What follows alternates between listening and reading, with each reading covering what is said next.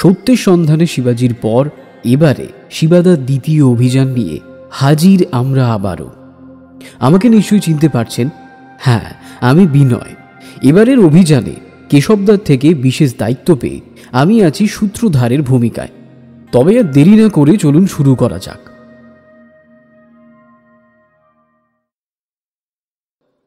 আগের কেসের পর বেশ কিছুদিন কেটে গেছে। নকুলবাবু এখন জেলে আছেন, তবে উনি একদম ভেঙে পড়েছেন। থানায় অতীনবাবুকে জিজ্ঞাসাবাদ করা হচ্ছে, আর সেই ট্রাক বিক্রেতা রেহান শেখকেও জিজ্ঞাসাবাদ করা হচ্ছে। ইন্সপেক্টর মাখনলাল মল্লিক ওরফে মাখনবাবু জোর কদমে জিজ্ঞাসাবাদ চালিয়ে যাচ্ছেন। কি হলো অতীন? এখানে কিন্তু চুপচাপ বসে থাকতে নিয়ে আসিনি তোকে। চুপ করে কেন? বল, কোথা থেকে খোঁজ পেয়েছিলি? কে দিল তোকে খোঁজ ওই ড্রাগ সাপ্লায়ারের? বল শিগগিরি। বিশ্বাস করুন স্যার, আমি কিছুই জানি না। ওই এদিক সেদিক থেকে খোঁজ খবর নিয়েছিলাম। আমার সাথে কারোর যোগাযোগ নেই। আর ওই রেহান শেখ, ওর ব্যাপারে কি জানিস? কি করে খোঁজ পেলি ওর? বিশ্বাস করুন স্যার, আমি ওই কলেজ পাড়ার কিছু বখাটের ছেলেদের সাহায্য নিয়েছিলাম। ওরা বলেছিল ওই রেহানের থেকে অনেক রকম ড্রাগ পাওয়া যায়। সে ওই নিষিদ্ধ নানা রকমের মাদক দ্রব্য বিক্রি করে। তারপর নকুলদার কাছ থেকে টাকা নিয়ে রেহানের কাছে গিয়েছিলাম। ব্যাস এইটুকুই। আমার সাথে ওর আর কোনো সম্পর্ক নেই স্যার, বিশ্বাস করুন। ঠিক আছে, ওই পাশের ঘরে তো আছে ওই রেহান, এবার ওর খবর নেব।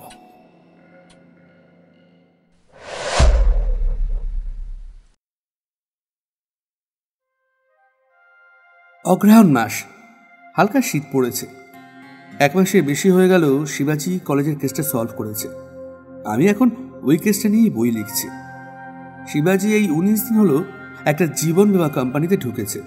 ওদিকে অতীনদা ও নকুলবাবু এখন জেলে রয়েছেন। হাইকোর্টে কেসটা উঠেছে। আমি অফিস থেকে ফিরে মুখ হাত ধুয়ে বসার ঘরে খাতা ও কলম নিয়ে বসেছিলাম। এমন সময় শিবাজি দরজা ঠেলে ভেতরে ঢুকলো। রোজ রোজ আর এসব ভালো লাগছে না। এত ভক্তি হয় না সবার সঙ্গে। কেন, কিছু হয়েছে? নতুন করে আর কি হবে বলো? কই জগাদা কই? এই যে আসছি। একটু চা করো, আমি আসছি ফ্রেশ হয়ে। এই কেশব, তুমি চা খেয়েছো? না, চা আর খাওয়া হয়নি, এই বইটা লিখছিলাম। তুমি এসো না, একসাথে চা খাবো। চা খেতে খেতে আমরা বিভিন্ন রকম বিষয়ে কথা বলছিলাম। এমন সময় দরজা ধাক্কা দিল কেউ। আসছি আসছি, একটু দাঁড়াও। আরে গানের দিদিমণিরা যে, এসো এসো, ঘরে এসো। কি ব্যাপার, হঠাৎ এই সন্ধ্যাবেলা তোমরা দুজন এখানে? কেন, আসতে পারি না নাকি? এমন কি কোনো নিয়ম আছে যে সন্ধেবেলায় বাড়িতে আসা যাবে না? এই পাশের পাড়ায় আজ টিউশন পড়াতে এসেছিলাম, তাই ভাবলাম এখন বাড়ি না গিয়ে একবার দেখা করি। আরে তুই ওর কথায় রাগ করছিস কেন? জানিস তো ওই রকমই। আয় ভেতরে আয়। তুমি এসো রাধিকা, এই এখানে বসো। আর টিউশন পড়ানো মানে? কবে থেকে আর কোথায় টিউশন পড়াচ্ছিস? এই তো আজ নিয়ে 1 সপ্তাহ হলো। কেন, শিবাজি তোমায় বলেনি? ও তো জানে। এই নাও গানের দিদিমণিরা, তোমাদের চা আর পেঁয়াজি। হ্যাঁ, ভালো আছো জগাদা? তোমরা এখন আসো না কেন? সেই কবে এসেছিলে, কবে থেকে ভেবেছি তোমরা এলে একদিন কষি পাঠার ঝোল করব। হয়েছে হয়েছে, এবার তুমি যাও, ওরা আসবে একদিন। সব সময় এরকম রেগে থাকো কেন? এই শিবাঙ্গী, তোদের এক্সাম শুরু হয়েছে তো, কেমন হচ্ছে এক্সাম? বেশ ভালোই, আর 3টে এক্সাম বাকি আছে। হঠাৎ এমন সময় টেলিফোনটা বেজে উঠল। হ্যালো, হ্যাঁ শিবাজি বলছি। হ্যাঁ আচ্ছা আচ্ছা, নমস্কার ডিএজি স্যার। হ্যাঁ সব ভালো, আপনি ভালো আছেন? হ্যাঁ, ওই ছুটির দিনে যা করি। আচ্ছা হ্যাঁ ঠিক আছে, হ্যাঁ কেসব আছে, ঠিক আছে আসবো। হ্যাঁ হ্যাঁ হ্যাঁ স্যার, হ্যাঁ স্যার রাখছি। বাপরে, স্বয়ং ডিআইজি বিজয় বর্মা স্যার ফোন করেছিলেন? হ্যাঁ, ওই কাল তো ছুটি, উনি একবার থানায় কাল সকালে ডেকে পাঠালেন, বললেন জরুরি কিছু কথা আছে নাকি। আমার কিন্তু মনে হচ্ছে ওই ড্রাগ নিয়ে, বুঝলে, ওটাতেই এবার এগিয়ে যেতে বলবেন উনি। বাহ, সে তো খুব ভালো কথা। তবে আমার একটা বিষয় বলার ছিল, মানে জানি না কথাটা এই কেস রিলেটেড কি না, তবে আমাদের ক্লাসের কিছু ছেলে মানে এই বিভিন্ন রকম আলোচনা করছিল, তো সেখান থেকে আমি যতদূর বুঝলাম কলেজের আশেপাশে না কেউ একজন হয়তো আসে যে ডাইরেক্ট ড্রাগস কলেজের ছেলেদেরকে দিয়ে যায়, মানে কোনো একটা সময় ছেলেরা টাকা নিয়ে যায় এবং তার কাছ থেকে ড্রাগস নিয়ে আবার কলেজে চলে আসে।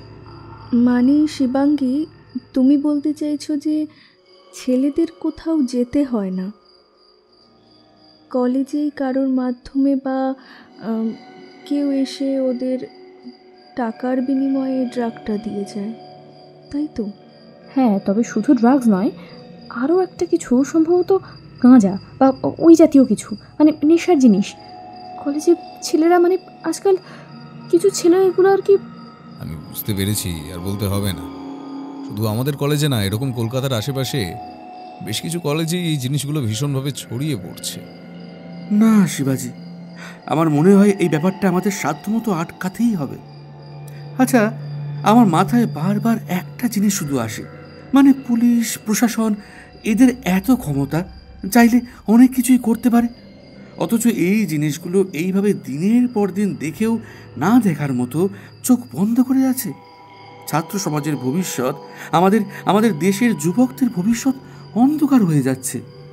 এতদিনে তুমি তাহলে আর কি বুঝলে কেশব? সত্যি কি পুলিশ প্রশাসন চাইলে সবকিছু করতে পারে?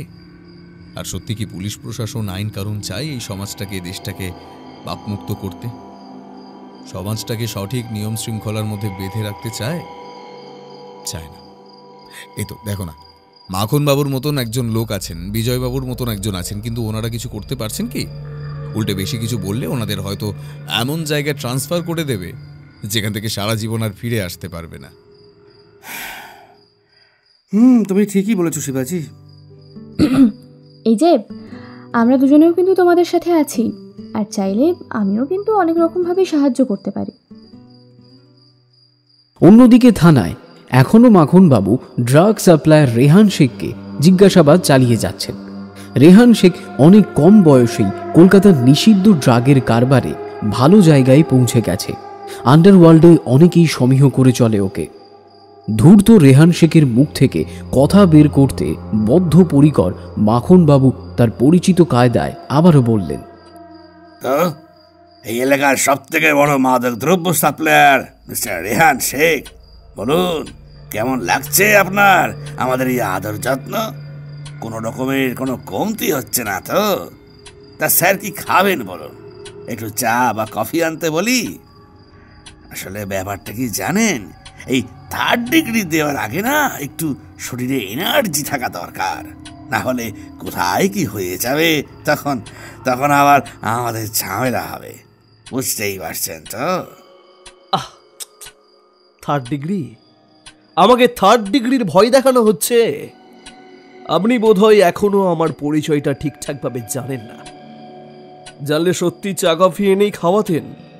আপনার পরিচয়? আপনি করে বলছি বলে পেয়ে বসেছিস দেখছি। শালা, 2 টাকা ড্রাগ বিক্রি করিস, তোর আবার আসল পরিচয়। তাহলে 3rd ডিগ্রি শুরু করা যাক নাকি? এই ধর, মারতে মারতে একটা বাড়ি মাথায় লেগে গেল, বা সমানে 10-12টা চড় খাওয়া, গরম জল চোখে ছেটানো বা বরফ জল পুরো গায়ে ছেটানো। কি শুরু করি? এই সারা শোরের বাচ্চা, তুই কিন্তু খুব বড় ভুল করছিস। তুই কিন্তু জানিস না আমি কাদের সাথে ওঠা বসা করি। এই শোন, একবার একটা ফোন করতে দে, তারপর তোকে আমি দেখাচ্ছি 3rd ডিগ্রি করা কাকে বলে। দেখ, বাড়ি গিয়ে যদি নিজের বউ বাচ্চার কোনো খোঁজ খবর পাস। দেখ, বেশি আসিয়ে সময় নষ্ট করিস না, তার থেকে কাজ শুরু করা যাক। আমায় বলতো, এই কোথা থেকে আনিস এই সব ড্রাগ? কোন রাস্তায় সাপ্লাই হয়? আর তোর দলে এই এলাকায় বা আশেপাশের এলাকায় কি কে আছে? বল বল বল, উত্তর দে। রেহান শেখ, রেহান শেখ আমার নাম। আল্লাহর নামে শপথ করে বলছি, প্রাণ চলে গেলেও আমার এই মুখ থেকে কোনো কথা বেরোবে না। আরে আমি কি বলবো? আমি তো কিছু জানি না। নেবেন? এই নিপু, এই কই গেলি রে? এই যে স্যার, এসে গেছি। এই যে স্যার রুলটা, নিন স্যার। বাহ, একেবারে চকচক করছে। এই রুলটা তেল মাখিয়ে রোদে শুকনো করছিলি। যা, এটা এবার অন্যের উপর ব্যবহার করার সময় এসে গেছে। যা, কাজ শুরু করে দে। সামনে পিছনে উপর নিচ কোনো দিক বাদ রাখিস না, বুঝলি?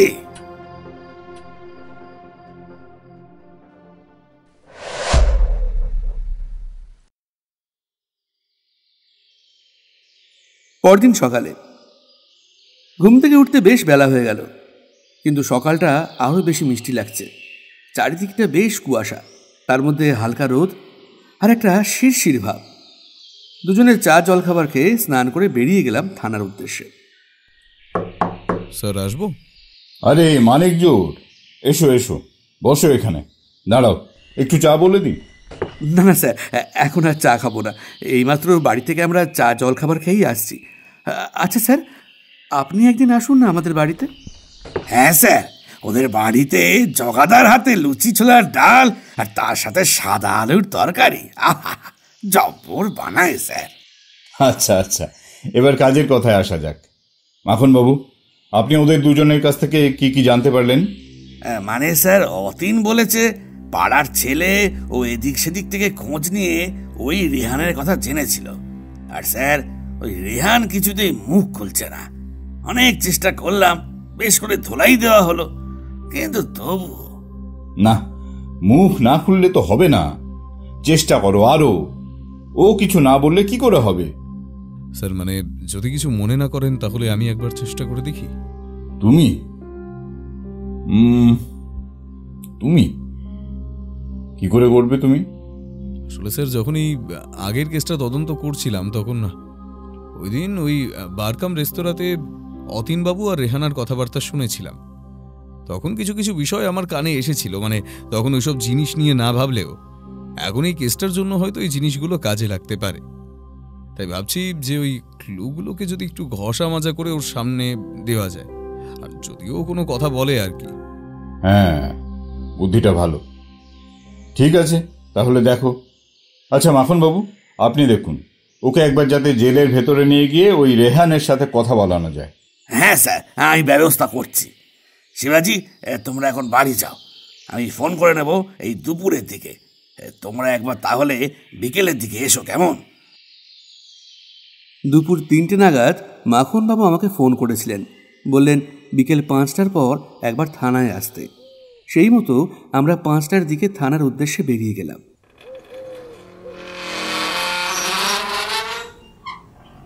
কেশব, তুমি এই বাইরে দাঁড়াও, শিবাজি আর আমি ভেতরে যাচ্ছি। আর এই যে নিপেন, তুমি এই ভেতরে গিয়ে দাঁড়াও। আমি জেলের বাইরে দাঁড়িয়ে রইলাম। একটা বেশ বড় মাপের জেল, ভেতরে একটা টেবিল ও দুদিকে কটা চেয়ার দেওয়া আছে। একজন কনস্টেবল গিয়ে রেহান শেখ বলে লোকটিকে নিয়ে এসে বসালো। যদিও রেহানকে আমরা আগে দেখেছি, কিন্তু রেহান আমাদের চিনতে পারবে না, কারণ সত্যের সন্ধানে শিবাজি গল্পতে আমাদের মোলাকাত হয়েছিল ছদ্মবেশে। কি ব্যাপার, আমাকে আবার এইখানে এইভাবে আনা হলো কেন? আমি তো আগেই বলেছি আমি কিছু জানি না, আর যদিও কিছু জানি আমার মুখ থেকে একটাও কথা বেরোবে না। এই একদম চুপ, আর একদম বেয়াদবি করবি না, করলে না জিভটা টেনে ছিঁড়ে ফেলবো আমি। ইনি যা যা প্রশ্ন করবে সব কিছুর উত্তর দে। এবার কে? আমি একে কোনো উত্তর দিতে বাধ্য নই। আল্লাহ কসম বলছি, একবার তোরা আমার হাতটা খুলে দেখা, তোদের সব কটা না লাশ ফেলে দেবো। বেশ, বুঝলাম, আপনি আমাদের সবার লাশ একসাথে ফেলার ক্ষমতা রাখেন। না, সত্যি আপনার ভীষণ ক্ষমতা। এই এত বড় একটা এলাকায় একাই সবকিছু সামলে যাচ্ছেন, এত বড় বড় ডিল করছেন, এত মাদক দ্রব্য বিভিন্ন জায়গা থেকে আনাচ্ছেন, সেসব কি মুখের কথা? কিন্তু পাশের ঘরে বসে থাকা আপনার ওই সাগরের, ও কি যেন নাম, হ্যাঁ খোকা, সে তো আর এক কথা বলছে। খোকা? আপনারা খোকার কথা জানলেন কি করে? আর ও কি সত্যি এখানে আছে? হ্যাঁ, পাশের রুমেই আছে। ও কিন্তু অনেক কথাই বলেছে আমাদের। এবার আপনি কতটা মুখ খুলবেন সেটা আপনার ব্যাপার। আপনার মতো লোকেদের তো আর পান সুপারি দিয়ে নিমন্ত্রণ করতে পারি না, বসে পাত পেরে বিরিয়ানিও খাওয়াতে পারবো না। সেই জন্য এখনো সময় আছে, ভালোই ভালোই যা যা জিজ্ঞাসা করছি উত্তর দিন। আমি জানি না খোকা আপনাদের কি বলেছে, কিন্তু আমি সত্যিই কিছু জানি না। আমার জান কুরবান করে দেবো, কিন্তু আমার এই মুখটা থেকে না কোনো কথা বেরোবে না। তবু আমি শুনতে চাই যে খোকা আপনাদের কি কি বলেছে। আপনার সঙ্গেও আরও একজন বড় মাপের কোনো লোকের খুব ঘনিষ্ঠ সম্পর্ক আছে, যার দ্বারা আপনি খুব সহজেই এই এলাকা ও আশেপাশে এলাকার সমস্ত কলেজের ছাত্রছাত্রীদের মধ্যে মাদকদ্রব্য বিক্রি করেন। আরে খোকাই তো আপনার কথা মতো কলেজে গিয়ে টাকা নিয়ে যায়, যার যেটা দরকার সেটা বিক্রি করে আসে। কি ঠিক বললাম তো? হ্যাঁ, এটা ঠিকই বলেছে।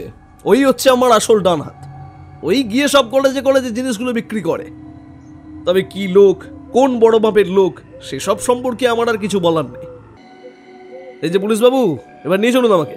কোর্টে তুলবেন, কি করবেন সেটা আপনার ব্যাপার, আমার আর কিছু বলার নেই।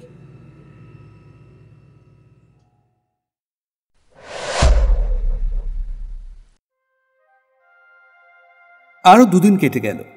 আজ বাড়ি ফিরতে আমার বেশ সন্ধে হয়ে গেল। আজ শীতটা আরও বেশি মনে হচ্ছে। বাড়ি ফিরে মুখ হাত ধুয়ে জগাতের হাতের গরম গরম চা ও সিঙাড়া খেয়ে বইটা লিখতে বসেছিলাম। তখনও শিবাজি ফেরেনি। এই দুদিন দুজনের খুব ব্যস্তভাবে সময় কেটেছে। তবে প্রত্যেক দিন সকালেই তৈরি হয়ে শিবাজি ঘর থেকে বেরিয়ে যায় আর ফিরেছে প্রায় দুদিনই রাত 9টায়। আজও কি দেরি করে বাড়ি ফিরবে কে জানে। এখন একবার বাড়িতে ফোন করি। ওই মনে হয় শিবা দাদা এসে গেছে। রোজ রোজ কোথায় যায়, কি করে, এত দেরি করেছে কেন বাড়ি ফেরে? উফ, এই তোমার কি ব্যাপার বলো তো? রোজ অত রাত্রি অবধি কোথায় থাকো? হ্যাঁ, আজ দুপুরে দিদি ফোন করেছিল, আমি বলে দিয়েছি তুমি এখন গোয়েন্দাগিরি করছো, রোজ দেরি করে বাড়ি ফিরছো। উনি কিন্তু খুব রেগে আছেন। একবার ফোন করে নাও, সঙ্গে তো একটা পাতলা সোয়েটারও নিয়ে যেতে পারো নাকি? আমি তো সব জিনিস বের করে ভালো করে কেচে রোদে দিয়ে রেখেছি, তবু তুমি পরে যাও না। জগাদা, করেছো কি? তুমি মাকে আবার এসব বলতে গেছো? দাঁড়াও, মুখ হাতটা ধুয়ে আসি। আর তুমি একেবারে রাতের খাবার গরম করো, খেয়ে দিয়ে তারপরে বাড়িতে ফোন করবো। রাতে খাওয়ার পর দুজনে বসে গল্প করছিলাম। আমি বেশ কৌতূহলী হয়েই শিবাকে জিজ্ঞাসা করলাম যে কেসের ব্যাপারে কি কোনো খোঁজ খবর নিচ্ছে। রোজ সকালবেলায় বেরিয়ে রাত্রে 9টায় বাড়ি ঢুকছে, সে ব্যাপারটা কি? উত্তরে শিবাজি বলল,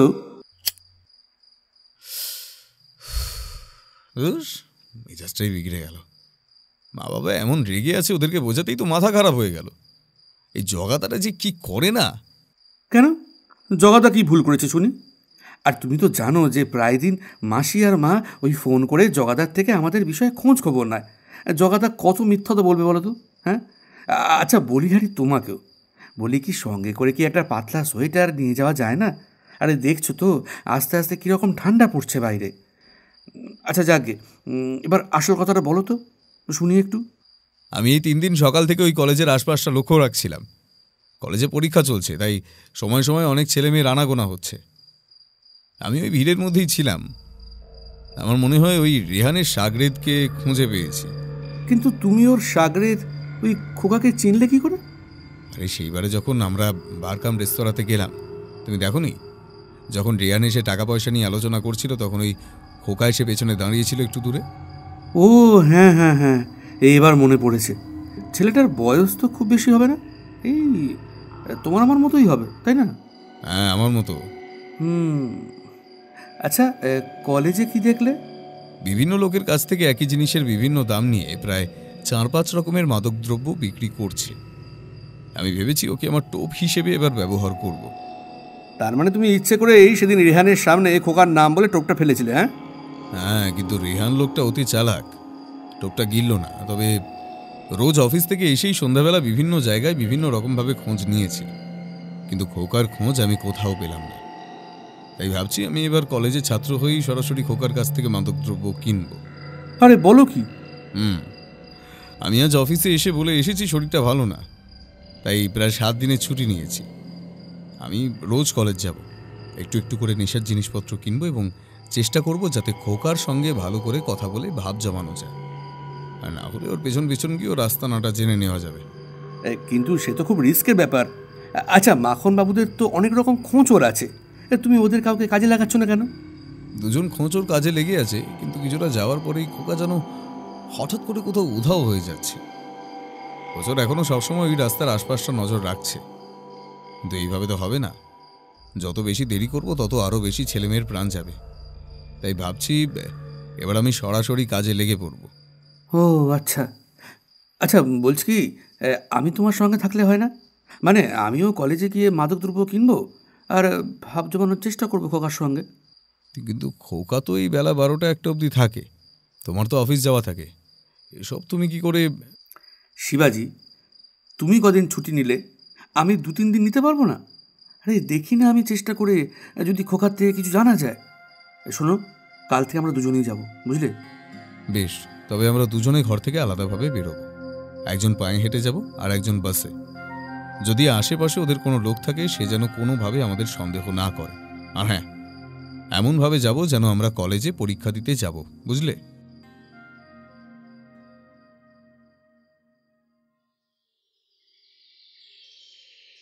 পরের দিন সকালে আমরা দুজন স্নান করে জলখাবার খেয়ে ভালো করে তৈরি হয়ে একপাশে মাথা আঁচড়ে কলেজের ব্যাগ নিয়ে বেরিয়ে গেলাম। প্রথমে আমি ঢুকলাম কলেজে। দেখলাম অনেক ছাত্রছাত্রী চারদিকে ঘোরাঘুরি করছে। কিছুজন পাশে বসে পরীক্ষার আগে শেষবার বই খাতা দেখে নিচ্ছে। মনটা বেশ ভালো হয়ে গেল। নিজেদের কলেজ দিনের কথা মনে পড়ে গেল। সবার চোখে মুখে কত রকমের চিন্তা, উত্তেজনা, উচ্ছ্বাস। আর এর মধ্যে কিনা আড়ালে এখনই হয়তো কিছু ছাত্র মাদক দ্রব্য সেবন করছে। সত্যি সমাজটা কোথায় যাচ্ছে? আমি এদিক ওদিক তাকাতে লাগলাম। কোথাও কি কোনো জটলার মধ্যে অদ্ভুত কিছু চোখে পড়ছে আমার? কিছুক্ষণ পরে দেখলাম শিবাজি বেশ একটা বোকা বোকা মুখ করে মেন গেট দিয়ে ভেতরে ঢুকলো। আমায় যেন দেখেও দেখলো না। আমি গিয়ে একপাশে গাছতলায় দাঁড়িয়ে রইলাম। দেখলাম শিবাজি কিছু ছেলের সাথে হাসি মুখে কিছুক্ষণ কথা বলে আবার কলেজের বাইরে মেন গেটের দিকে চলে গেল। আমিও একটু দূরত্ব রেখে ওর পিছন পিছন গেলাম। শিবাজি কলেজের মেন গেট পেরিয়ে পিছন থেকে একটা সরু গলির মধ্যে ঢুকলো। আমি একটু উকি মেরে দেখে গলির বাইরে দাঁড়িয়ে রইলাম। ওদিকে ফাঁকা সরু গলিটাতে একজন কম বয়সী ছেলে পান চিবোতে চিবোতে দাঁড়িয়ে আছে। তাকে দেখে পকেটমার বলে মনে হতেই পারে। এর নাম খোকা, রেহান শেখের ডান হাত। নামে খোকা হলেও কাজে আর হাব ভাবে কারোর থেকে কম যায় না। শিবাদা ওর কাছে এগিয়ে গিয়ে বলল, দাদা বলছি, আপনি কি খোকাদা? কে বে? ওই কে তুই? দাদা জানেন, আমার গার্লফ্রেন্ড আমায় ছেড়ে ওই ক্লাসের ফার্স্ট বয়ের সঙ্গে আবার। এই শালা, এই শালা এখানে গল্প শোনাতে আসছো? সিনাদু, তোকে কে বললো আমার নাম? এখানে আসছিস কেন? দাদা, ও দাদা শোনা গো, আমি জানি তুমি কে, কেন এখানে আছো।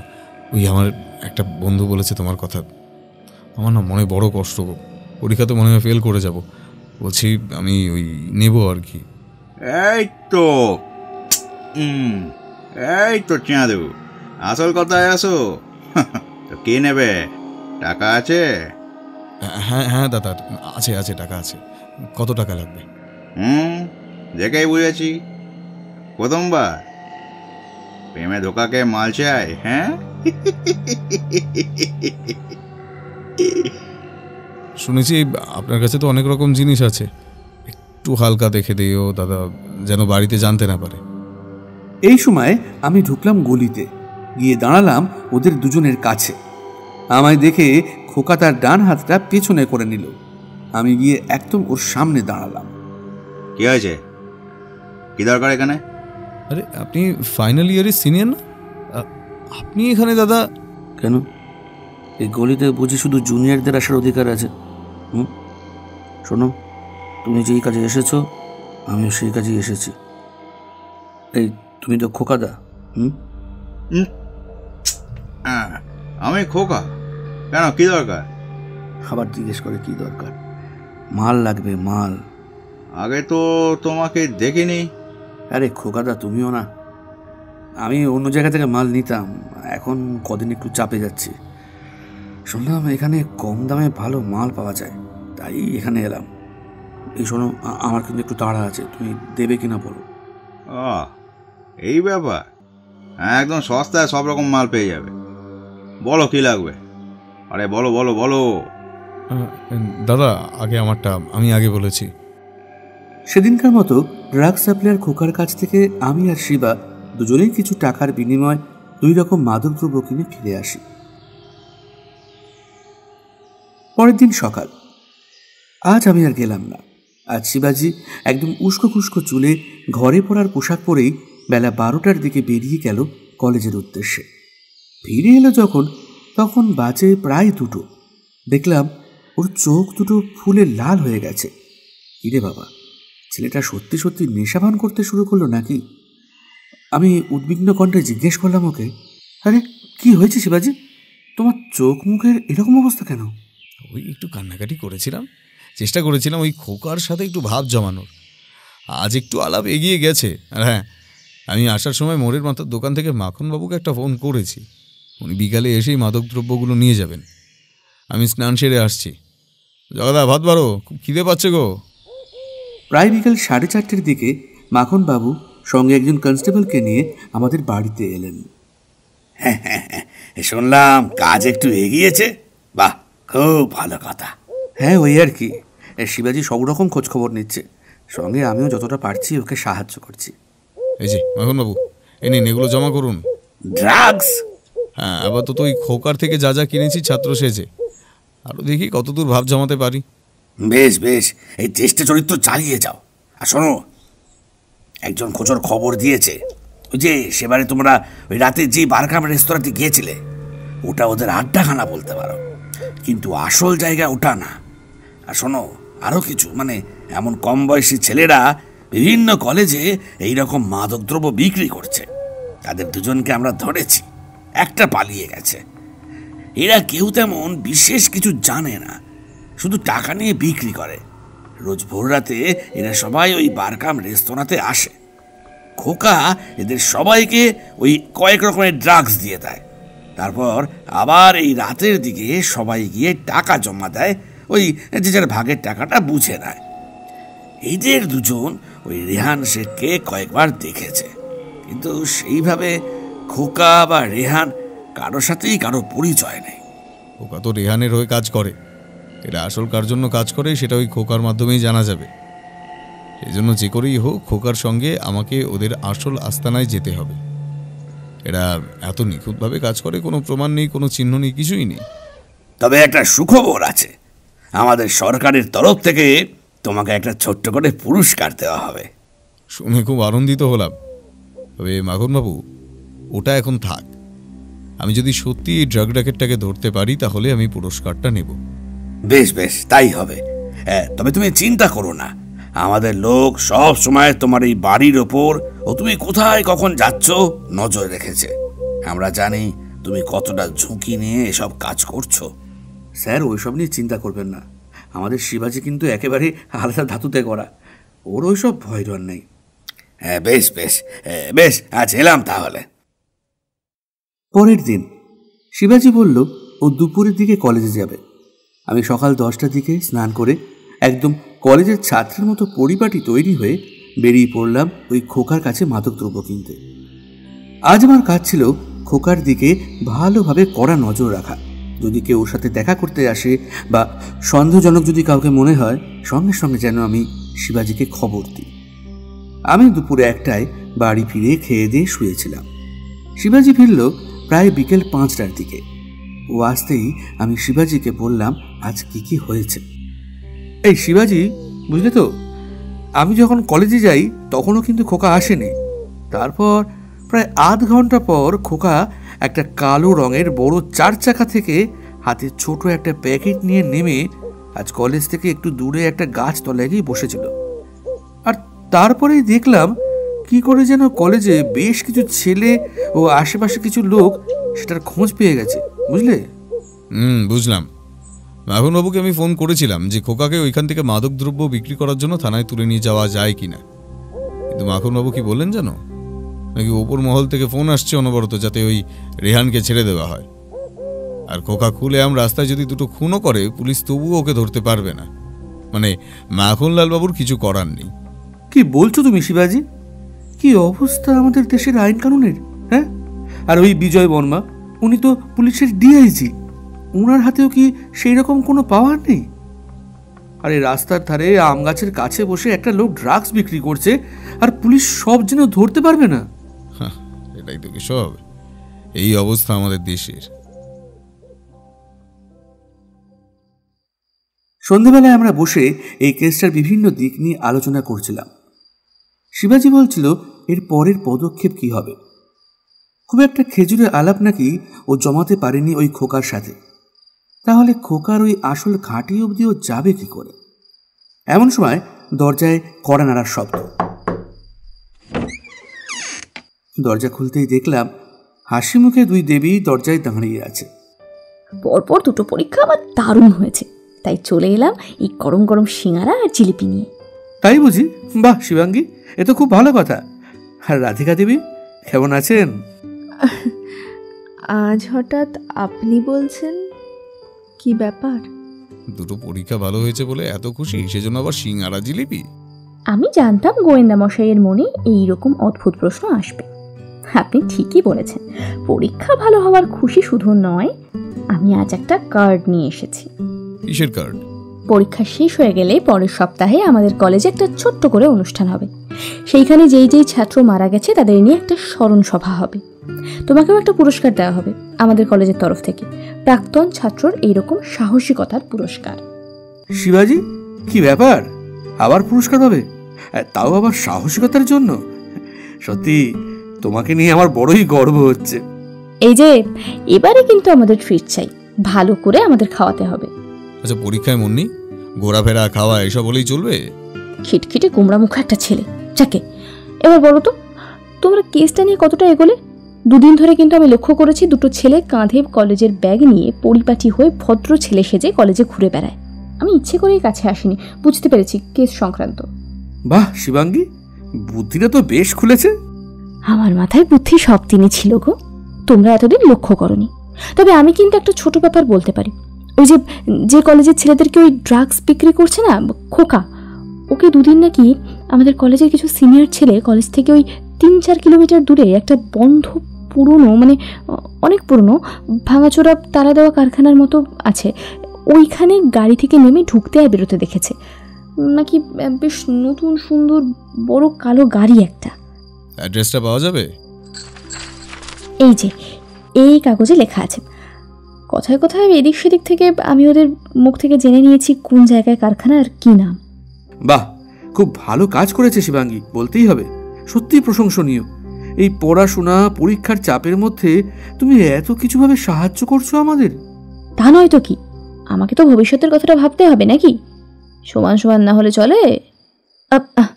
আচ্ছা, আমরা এলাম কেমন? আরে কিছু তো খাওয়া হলো না, একটু অন্তত খেয়ে যাও তোমরা। খেয়াল করলাম শিবাঙ্গীর মুখ লাল হয়ে গেছে। তাড়াতাড়ি করে দুজনের চেয়ার থেকে উঠে বাইরে বেরিয়ে গেল। অগত্যা আমি উঠে গেলাম দরজা লাগাতে। এমন সময় রাধিকা দরজা থেকে বেরোনোর আগে আমার হাতে ছোট একটা কাগজ গুঁজে দিয়ে বেরিয়ে গেল। আমি একটু অবাক হলাম। তাড়াতাড়ি করে বাম হাতের মুঠোয় কাগজটা রাখলাম, তারপর দরজা লাগিয়ে বসলাম। ভাবলাম শিবাজিকে একটু রাগাই। বলছি, শিবাঙ্গী ওই কথাটা কি উদ্দেশ্যে বললো বলো তো? হ্যাঁ, মানে ওই যে এই বলো না ভবিষ্যতের কথা ভাবতে হবে। এই কোন ভবিষ্যতের কথা বলছে বলো তো? এই যে গোয়েন্দাগিরি শুরু করেছে, সেটার সাথে ভবিষ্যতের গোয়েন্দার কি কোনো যোগ আছে? হ্যাঁ, কিছু বুঝতে পারছি না তো। শোনো, বেশি বাজে না বকে রাধিকা দিয়ে যে চিঠিটা তোমার হাতে গুঁজে দিয়েছে ওটা নিজের রুমে গিয়ে শান্তি করে পড়বে যাও। দেখো, হয়তো কোথাও দেখা করার কথা বলেছে। তুমি কি করে? না, শিবাজি সবটাই বুঝতে পেরে গেছিল। হ্যাঁ, সত্যি কিন্তু রাধিকা ওই কাগজে জিজ্ঞাসা করেছিল ওর সাথে একদিন দেখা করা যাবে কিনা। যদি ওর সাথে কথা বলতে চাই বা দেখা করতে চাই, তাহলে যেন পরের দিন বিকেলে 5টার পর কফি হাউসের সামনে অপেক্ষা করি।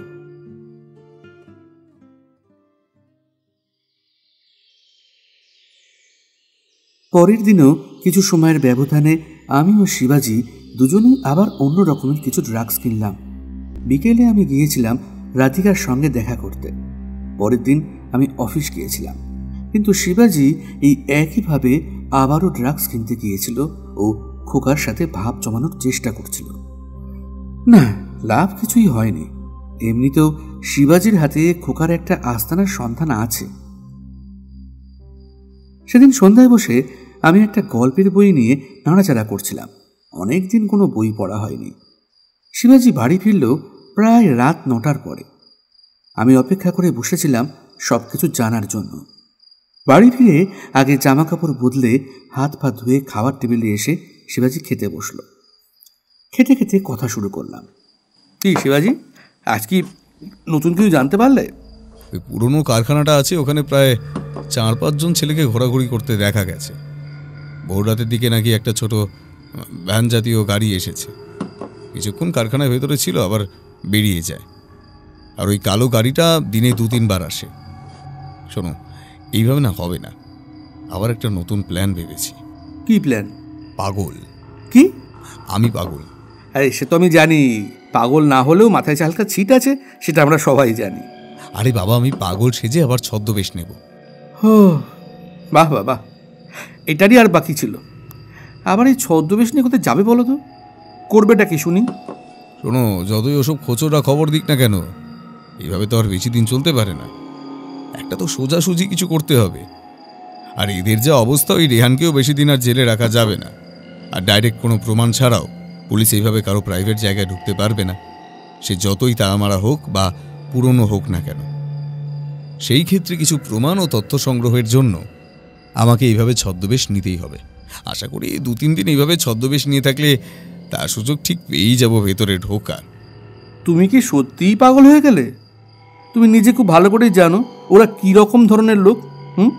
আর তারপর তো তুমি নিজেই বললে ওখানে নাকি কয়েকজন লোক সবসময় পাহারা দেয়। আর আচ্ছা বলছি, ওদের কাছে তো কোনো অস্ত্র থাকতে পারে, বা তোমাকে ধরতে পারলে তোমার সঙ্গে ওরা আরও সাংঘাতিক কিছু করতে পারে। একবার ধরা পড়ে গেলে কি হবে বুঝতে পারছো? আমি সবই জানি, সবই বুঝতে পারছি। এছাড়া কোনো রাস্তা নেই। আর তাছাড়া শুধু আমি একা নয়, আরও পুলিশের 2 জন লোক সবসময় আমার উপর নজর রাখবে। আর আমরা সব রকম প্ল্যান করেই এগোবো। এরকম কিছু বিপদ বুঝলে ওরা ভেতরে আসবে। আশা করি ওই রেহানের আসল বসকে আর ওই চক্রের আরও কিছু মাথা হয়তো ধরা পড়ে যাবে। আর কি বলবো, তুমি যখন ঠিক করেই নিয়েছো তাহলে তাই করো। তবে কিভাবে কি করবে আমাকেও বাকিটা বলো। হ্যাঁ, আমাদের খাওয়া অনেকক্ষণ শেষ হয়ে গেছে, চলো হাত মুখ ধুয়ে বারান্দায় বসে তারপর আস্তে আস্তে সব বলছি। তবে শোনো, বাড়িতে তুমি কিন্তু কিচ্ছু বলবে না। আমি কাল বাড়িতে এমনি একবার কথা বলে নেব, তারপর 2-3 দিন হয়তো আর ফোন করতে পারবে না। তুমিও তখন একটু ম্যানেজ করে নেবে। হাত মুখ ধুয়ে এসে আমরা দুজনে বারান্দায় বসলাম। শিবাজি একটা সিগারেট ধরালো। ছেলেটা যে হঠাৎ করে কেন এত সিগারেট খাওয়া শুরু করলো বললেও শুনছে না। শিবাজি, কি ভাবছো? তুমিই বলো। রাধিকাদি তার মনের কথা বলেছে। সত্যি হলুদ শাড়িতে কিন্তু রাধিকাদি একদম মা সরস্বতীর মতো লাগছিল। মানে তুমি কি করে, তুমি তুমি ওই সময় ওখানেই ছিলে? আমাদের লক্ষ্য করেছো? না না, তোমাদের ফলো করিনি, চোখে পড়েছে। আসলে এই গোয়েন্দাগিরি করতে গেলে সব দিকে একটু চোখ রাখতে হয়। তা বলো বলো, রাধিকাদি কি মনের কথা বলেছে? এইসব ছাড়ো, তোমার প্ল্যানটা বলো তো। ভোর হওয়ার আগেই আমি একজন পাগলের ছদ্মবেশ নিয়ে ওই কারখানার আশেপাশে কোথাও একটা গিয়ে বসবো। কাছে একটা পোটলা মতো থাকবে, ওতে জল ও কিছু খাবার রেখে দেব। কোমরে একটা ছুরি তো থাকবেই। মাখনবাবুর লোক ওই রকমই আশেপাশে বা একটু দূরে অন্য কিছু ছদ্মবেশ নিয়ে থাকবে। কাল হয়তো আমি ফিরব না, সেরকম হলে ওই রাস্তার মোড়ে একটা ভ্যান গাড়ি দাঁড়িয়ে থাকবে, সেখানেই বিশ্রাম নেব। পরশু ফিরব নাকি সেটাও ঠিক নেই। কোনো এমার্জেন্সি হলে অবস্থা বুঝে তোমায় আমি ফোন করে দেব। ওই যে কটা পুরনো ছেঁড়া জামা আছে আর জগাদার কাছ থেকে ওর লুঙ্গিটা নিয়ে নেবে তুমি। দরকার হলে তুমিও ছদ্মবেশ নিয়ে যাবে, আমি ঠিক নির্দেশ দিয়ে দেব। এইসব শুনে আমার বুকের ভেতরটা কেমন করছিল। রাতে এইসব ভাবতে ভাবতে কখন ঘুমিয়ে পড়েছিলাম জানি না। রাত চড়া পাখির ডাক কেমন যেন মনে ভয় সৃষ্টি করলো।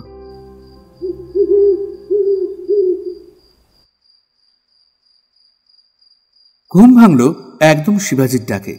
বসার ঘরে এসে দেখি শিবাজির তৈরি একটা লুঙ্গি পড়েছে, যেটার নিচে 2 জায়গায় ছেঁড়া, একটা পুরনো ছেঁড়া জামা, চুলগুলো এলোমেলো, মুখে চাপ দাড়ি, চোখের তলায় কাজল দিয়ে কালি করেছে, হাতে পায়ে পাউডার ও রং দিয়ে ধুলো মেখে নোংরা করে দিল।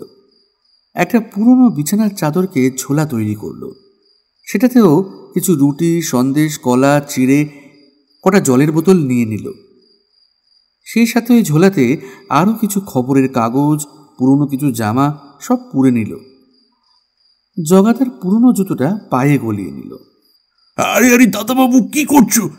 ওই জুতোটা তো ধুলো ময়লা হয়ে পড়ে আছে, আবার ওটা প্রায় ছিঁড়ে গেছে। ইস, ওটা কেউ পায়ে পড়ে? আমি এখন কে বলো তো? পাগল ভিখারি। ও, বুঝেছি। তুমি যে কি করো না দাদাবাবু, এই কাজটা আমার মোটেই ভালো লাগে না। প্রাণের ঝুঁকি নিয়ে এই ভোর রাতে উনি চোর ধরতে যাচ্ছেন। উফ!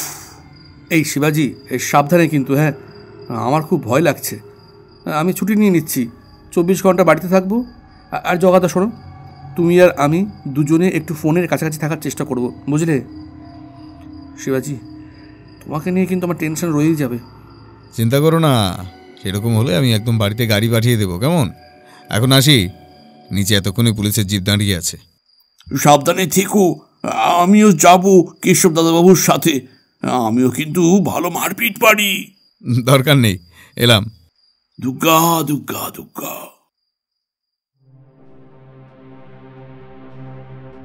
ফাঁকা জায়গায় একটা পুরানো বন্ধ কারখানা, কিন্তু ভিতরে বেশ কিছু লোক থাকে। একটা ছোট্ট ঘরে বসে ড্রাগ সাপ্লায়ার রেহান শেখের ডান হাত খোকা একজনের সাথে টেলিফোনে কথা বলছে। মানে স্যার, পুলিশে আমাদের লোক আছে, বুঝলেন তো? ওরা আমাদের ঠিকঠাক খোঁজ খবর দেয়। ওরা দুজন ছেলে, এই সবে কলেজ পাস করেছে, তাও ঠিকঠাকভাবে কেউ তেমন চেনে না ওদের। কলেজেও আমি খোঁজ নিয়েছি, কেউ জানে না ওদের সম্পর্কে। ওই যে সেবারে আপনার সঙ্গে দেখা করে হেরোইন আর কোকেন নিল ওই লোকটা, অতীন বলে, ওই লোকটার জন্যই তো ধরা পড়লো রেহান ভাই। এরকম একদম কম বয়সী ছেলেদের নিয়ে ভয় পাওয়ার কোনো দরকারই নেই, কোনো চাপ নেই স্যার। ফোনের অপর প্রান্ত থেকে এই ড্রাগ র্যাকেটের বড় চাই গুড্ডু তিওয়ারি বলে ওঠে, তব ঠিকই আছে, কুছ ভি ঝামেলা হবে না, আমি ঠিক ব্যবস্থা করে দেবে। কালকে সকালের মধ্যেই রেহানকে ওরা ছেড়ে দেবে।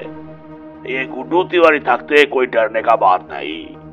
আমি কি এমনি এমনি টাকার বিয়েগুলো মন্ত্রীদের ঘরে পাঠাই? আমার মেয়ে লোককে ধরে রাখবে, সেটা আমি কিছুতেই বরদাস্ত করবে না। এই খোকা, তুই আমাকে এটা বল, ধান্দা ভালো চলছে তো? হ্যাঁ স্যার, ভালোই চলছিল, কিন্তু এই 3টে ছেলেকে আবার ধরে নিয়ে গেল। আর দুজনকে আমি বলেছি গা টাকা দিতে, আর চলে গেছে ওরা। না, দেখছি এই ডিআইজি বিজয় বর্মা সাহেবের মুখ বন্ধ করাতে হবে। আর ওই মোটা পেটওয়ালা পুলিশটার কি যেন নাম আছে, মাখন লাল মল্লিক, ওটারও ব্যবস্থা আমি করে দেবে। এবার থেকে সাবধানে থাকতে হবে। হ্যাঁ ঠিক আছে, আপনি চিন্তা করবেন না। आज रात को भी गाड़ी ढूंढे, किसी को कहीं पकड़ेगा नहीं। पेपर सब क्लियर है। फिर भी होशियार रहना, और इस जगह का पता किसी के पास नहीं है तो? না না স্যার, কেউ যায় না, আপনি তো চিন্তা করবেন না, আমি ঠিক ম্যানেজ করে নেবো। बहुत को। और सुन, আমি কাল আসবি ওখানে, সব বন্দোবস্ত করে রাখবি। ওদিকে বাগবাজারের বাড়িতে বসার ঘরে টেলিফোনের কাছে বসে আছে কেশবদা। চোখে মুখে চিন্তার ছাপ বেশ স্পষ্ট। সকাল থেকে আমি বসার ঘরে বসে আছি, সারাক্ষণ কেমন একটা চিন্তা হচ্ছে যেন। মাখনবাবুকে একবার ফোন করেছিলাম, উনি বললেন পুলিশের 3জন ইনফরমার নাকি নানা ছদ্মবেশে শিবাজির আশেপাশেই আছে। এছাড়াও কাছাকাছি একটা গলিতে একটা মারুতি ভ্যান রাখা আছে, যেটা প্রয়োজনে ব্যবহার করা যেতে পারে। শিবাজি নাকি একটা উঁচু পাঁচিল ঘেরা কারখানার বিপরীতে একটা বড় বটগাছের তলায় শুয়ে বসে আছে। সেদিন সারাদিনটা আমার একরকম উদ্বেগ নিয়ে কেটে গেল। কি খেলাম, কি করলাম, সেটা একমাত্র ভগবান জানেন। পরের দিনটাও সারাদিন বসার ঘরে বসে কেটে গেল। চেষ্টা করলাম একটু গল্পের বই পড়তে, কিন্তু হলো না। জগাদা বারবার ঠাকুরের নাম জপ করছে। সন্ধ্যার দিকে দরজায় কড়া নাড়ার শব্দ হতেই আমার বুকটা কেঁপে উঠল। ছুটে গিয়ে দরজা খুলে দেখলাম সামনে একজন দাঁড়িয়ে। আরে শিবাজি, তুমি ঠিক আছো তো? শরীর ঠিক আছে? হ্যাঁ ঠিক আছে। জগদা, খুব খিদে পেয়েছে, ওই রুটি কলা চিবিয়ে মাথা খারাপ হয়ে গেছে। আমি আগে স্নান করে আসি, তুমি একটু চা করো আর সঙ্গে কিছু খেতে দাও। প্রায় আধ ঘন্টা পর শিবাজি স্নান করে ঘরের জামা কাপড় পরে ঘরে এসে বসল। জগাদা আমাদের দুজনকে গরম গরম চিড়ে ভাজা ও পেঁয়াজি দিয়ে গেল, সেই সঙ্গে গরম গরম চা। শান্তি লাগছে, মাথাটা যেন ধরেছিল। আমি জানি কেশব তুমি সব কিছু জানার জন্য উদ্গ্রীব হয়ে আছো। আরে না না, সেটা না, তুমি আগে শান্তি করে খাও তো। এই নাও, কটা বেগুনি ভেজেছি, একদম গরম আছে, খাও খাও। আরেক কাপ করে চা দিই। প্রায় 2 কাপ চা, 2 বাটি চিড়ে ভাজা, 3টে বেগুনি, 8-10টা পেঁয়াজি খেয়ে শিবাজি একটা সিগারেট ধরালো।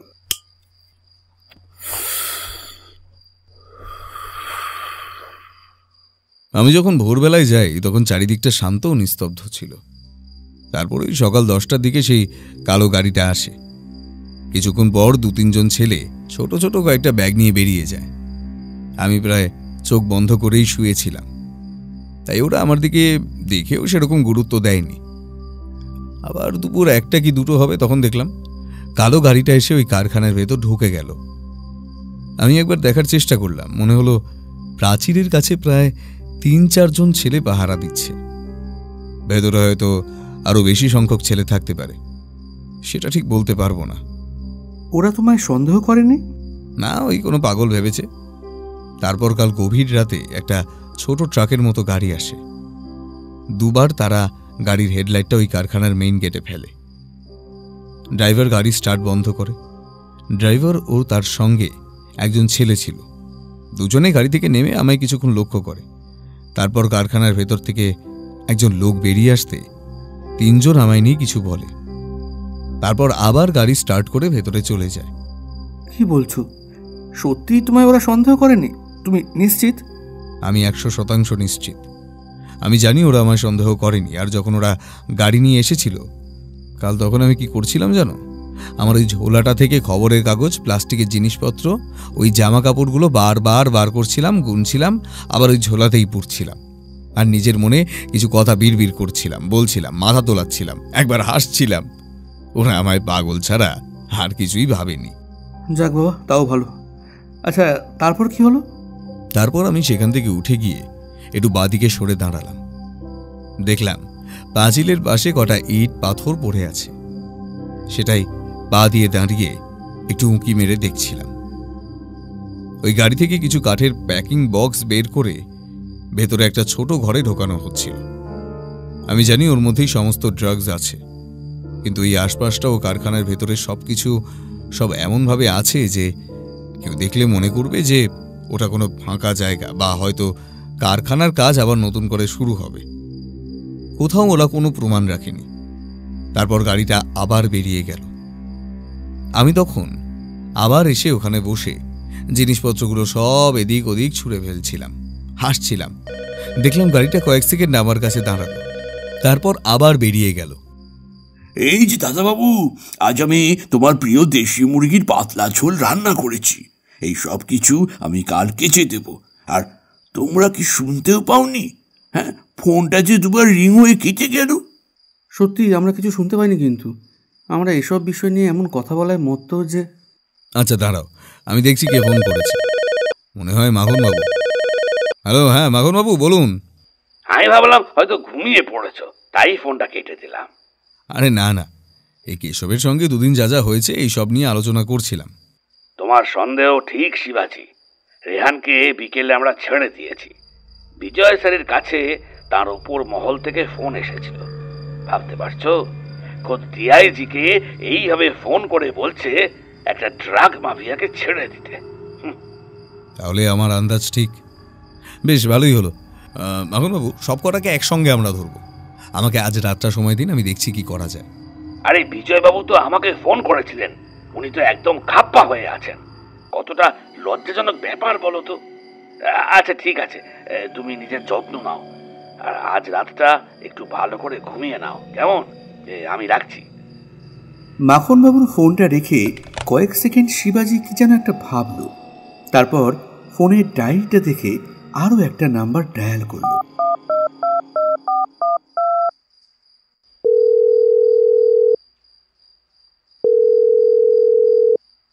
হ্যালো হ্যালো, হ্যাঁ হ্যাঁ স্যার, আমি শিবাজি বলছি। হ্যাঁ, আমার শরীর একদম ঠিক আছে, কোনো অসুবিধা নেই। আমি মাখনবাবুর থেকে এইমাত্র খবরটা শুনলাম। হ্যাঁ স্যার, আমি ওখান থেকে বেরিয়ে আসার সময় ওনাকে বলেছিলাম ফোন করে, হয়তো এরকম একটা ব্যাপার হতে পারে। হ্যাঁ স্যার, আমি দেখেছি। হ্যাঁ, মানে মনে হচ্ছে হয়তো আরও 1-2 দিন ওখানেই থাকবে। এই সময়ের মধ্যে যদি আমরা কোনো রকমের ওনাকে ধরতে পারি, তাহলে হয়তো পুরো গ্যাংটাই এবার ধরা পড়বে। হ্যাঁ হ্যাঁ স্যার, আমি শুনেছি। আপনি চিন্তা করবেন না, আসলে আমাকে একটা দিন সময় দিন, আমি দেখছি কি করা যায়। তবে স্যার, আমার আপনার একটা সাহায্য লাগবে। আপনার কাছে ওই রোজ সকাল এই খবরের কাগজের কারো নাম্বার আছে, বা কারোর সঙ্গে আমি যোগাযোগ করতে পারবো? একটা ছোট খবর বের করতে হবে। হ্যাঁ স্যার, এটা খুব বড় একটা কাজ, তাহলে আমাদের অনেকটা সাহায্য হবে। ফোনটা রেখে শিবাজি ওইখানে দাঁড়িয়ে রইল।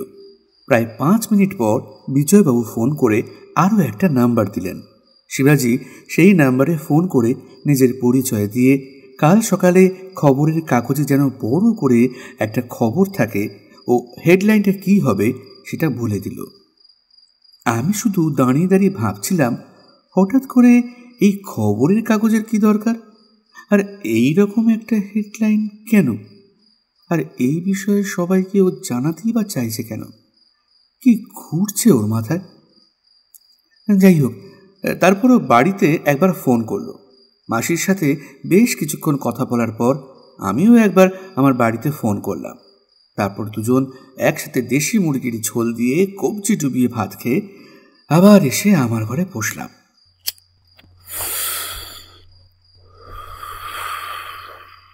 আচ্ছা শিবাজি, তুমি আসলে কি করতে চাও বলো তো? এই এত বড় একটা খবরের কাগজে এইরকম একটা খবর বের হবে, এগুলোর মানে কি?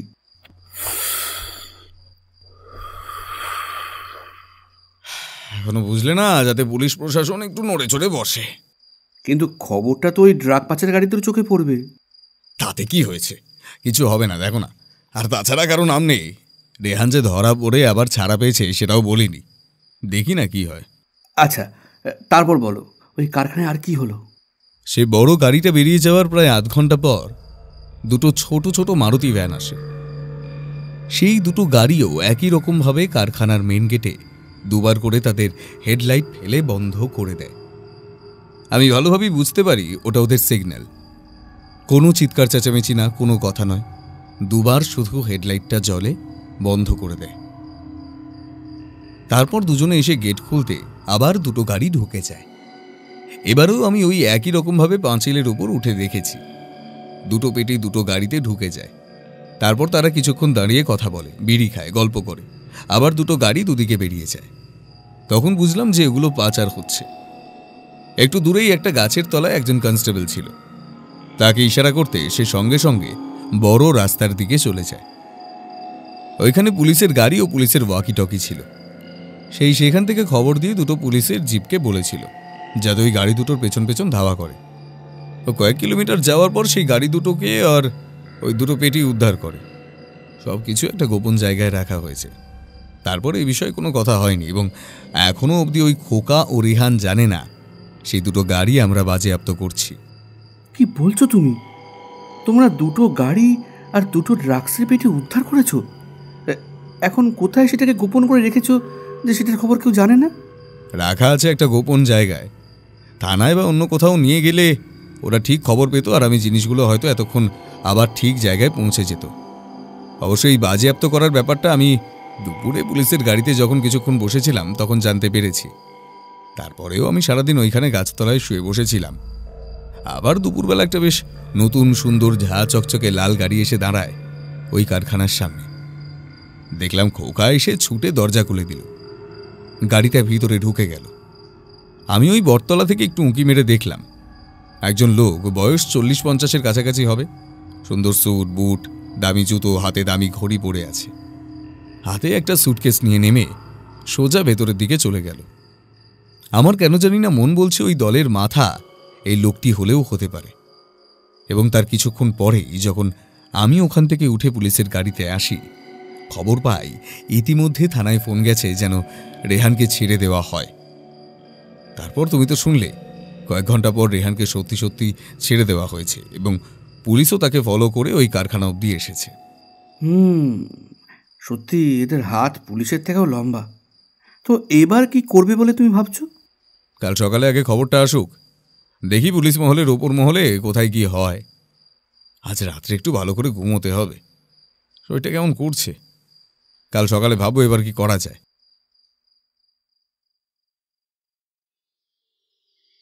সকালে ঘুম থেকে উঠে আমি আগে ছুটলাম পাড়ার দোকানে খবরের কাগজ কিনতে।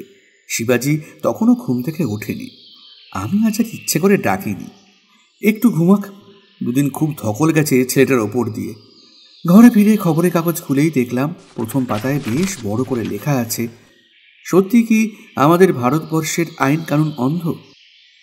হেডিংটা দেখেই আমি খবরটা পুরো পড়তে শুরু করলাম। কলেজে ছেলেরা মাদকাসক্ত হয়ে পড়ছে, প্রশাসনের কোনো দিকে চোখ নেই, নজর নেই সমাজটা কিভাবে শেষ হয়ে যাচ্ছে সেই দিকে। প্রতিটা কলেজে আশেপাশে বিভিন্ন রকম মাদকদ্রব্য বিক্রি হচ্ছে, কিন্তু পুলিশ বা প্রশাসন কারোরই এসব দিকে কোনো নজর নেই। সত্যি কি তারা এসব সম্পর্কে কিছু জানে না, নাকি জেনেও ইচ্ছে করে চোখ বন্ধ করে আছে?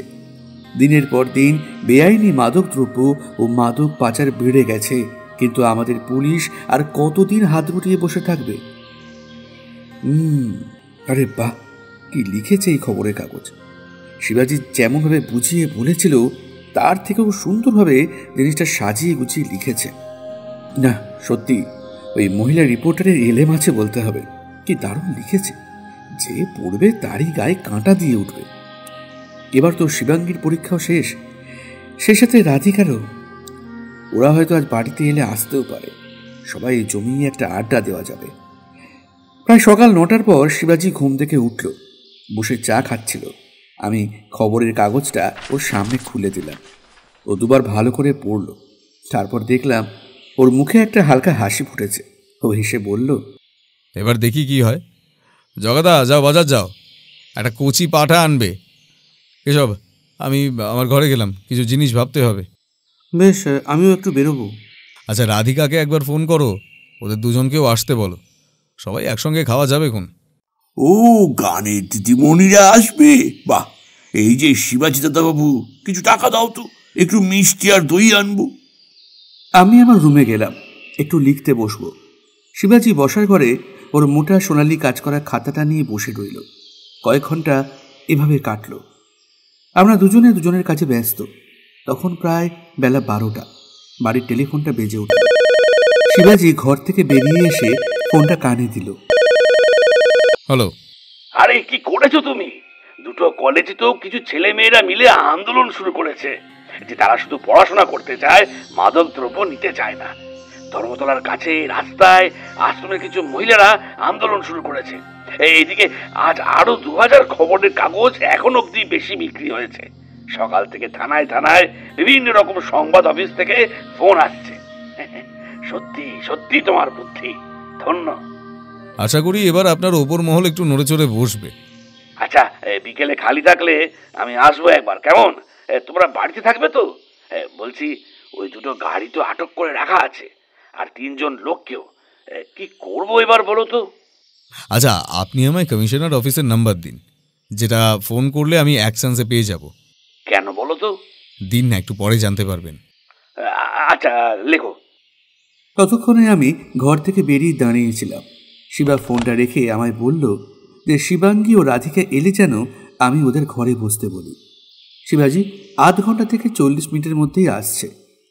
এতক্ষণ মাখনবাবুর সাথে যে আসলে কি বিষয়ে কথা হলো, কি হলো, আমি কিছুই বুঝতে পারলাম না।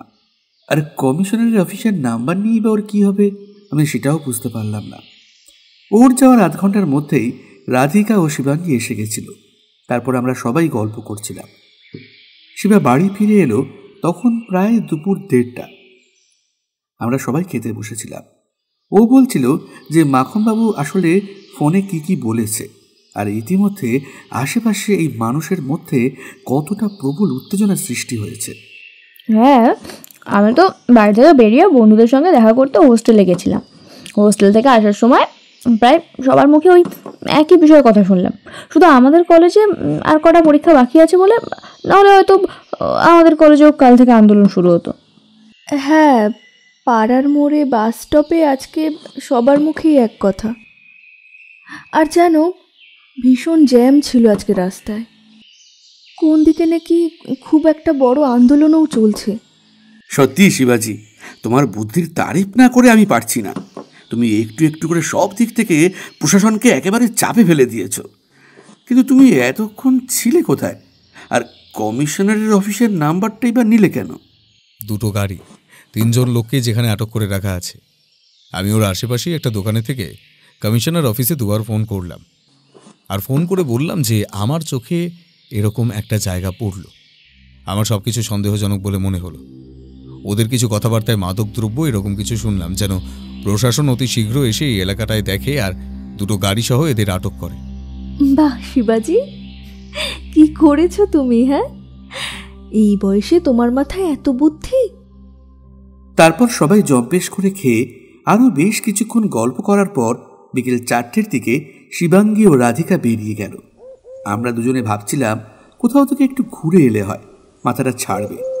কিন্তু আবার ঠিক 5টার দিকে বিজয়বাবু ও মাখনবাবু একসাথে বাড়িতে এলেন। চায়ে চুমুক দিয়ে কলকাতার পুলিশের ডিআইজি বিজয় বর্মা স্যার প্রশংসা ভরা চোখে শিবাদার দিকে তাকিয়ে বললেন, তোমার প্রশংসা যতই করা হবে সব কিছুই কম। উপর মহলের সবাই, বড় বড় নেতা মন্ত্রী সবাই বেশ নড়ে চড়ে বসেছে এবার এই ব্যাপারটা নিয়ে। আর জানো, কেউ নাকি কমিশনারের অফিসে ফোন করে ওই দুটো গাড়ির খবর দিয়েছে। আমি তো জানি ওটা তুমি ছিলে। দুটো গাড়ি আটক করে খুব দামি দামি বিভিন্ন রকমের ড্রাগস পাওয়া গেছে। আর শুধু পুলিশকে না, কিছু খবরের কাগজের অফিসেও ফোন করেছিল। খবরের কাগজের লোকেরা এসে ওই জায়গাটা দেখেছে এবং কিভাবে উদ্ধার করলো এত মাদকদ্রব্য সব কিছু লিখেছে। দেখবে কাল সকালে খবরের কাগজে বড় বড় হরফে ছাপা হবে। কিন্তু এবার আমাদের পরের পদক্ষেপটা কি হবে? স্যার, আমার যা মনে হচ্ছে হয়তো পাখি আজ রাতেই উড়ে যাবে। কাজেই স্যার বেশি সময় দেওয়া যাবে না। আপনি এক্ষুনি ফোন করে কয়েকজন কনস্টেবলকে ওই কারখানার আশেপাশে থাকতে বলুন। একটু অন্ধকার হলে আমরাও বেরিয়ে যাব। বিজয়বাবু, আপনি একটু ফোন করে চেষ্টা করুন না, যাতে একটা অ্যারেস্ট ওয়ারেন্ট এবং সার্চ ওয়ারেন্ট কোনোভাবে পাওয়া যায়। কাল সকালে ওটা হলেও হবে, আজ রাতে আমরা ঠিক ম্যানেজ করে নেব। মানে আমরা এখন ওই কারখানায় যাব? হ্যাঁ স্যার, তাছাড়া আর কোনো উপায় নেই। আর আমরা সশস্ত্র পুলিশ বাহিনী নিয়েই যাব। আমার মনে হয় না এই মুহূর্তে ওখানে খুব বেশি লোক আছে বলে, তবে ওই রেহান আর আরেকজন লোক, ওদেরকে নিশ্চয়ই পাওয়া যাবে। তারপর ওই বাকি ছিঁচকেগুলো আমরা ঠিকই ধরে নেব। বেশ, তাই হবে। সেই কারখানায় গুড্ডু তিওয়ারি খুবই চিন্তিত মুখে বসেছিল। তারপর টেবিলে রাখা টেলিফোনটা ডায়াল করল।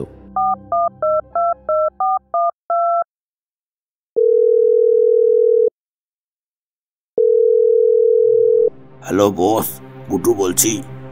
ইধার একটা বড় প্রবলেম হয়ে গেছে। হ্যাঁ, জানি না কি করে। মতলব কালকে রাতে গাড়ি দুটো ভালোভাবেই বাহার হয়ে গেছিল, লেকিন আজ সুবহ পুলিশ পাকড় লিয়া। কিরে, এটা কি হলো? এতদিন হয়ে গেল, কোনোদিন কিচ্ছু হয়নি, আর আজ হঠাৎ একসাথে দুটো গাড়ি ধরা পড়ে গেল।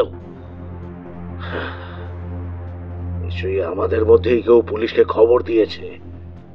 তাহলে তো এটা হওয়ার নয়। আমার এতদিনের ধান্দা এইভাবে তো খারাপ হতে পারে না। বস, এবার কি করব আমরা? আজ এখানে খবরের কাগজে ড্রাগস নিয়ে বহুত কুছ লিখা হয়েছে। চারদিকে লোক রাস্তায় নেমে গেছে। পুলিশ তো এবার ব্যবস্থা নিবে। না না না, এ হতে পারে না, এ হতে পারে না।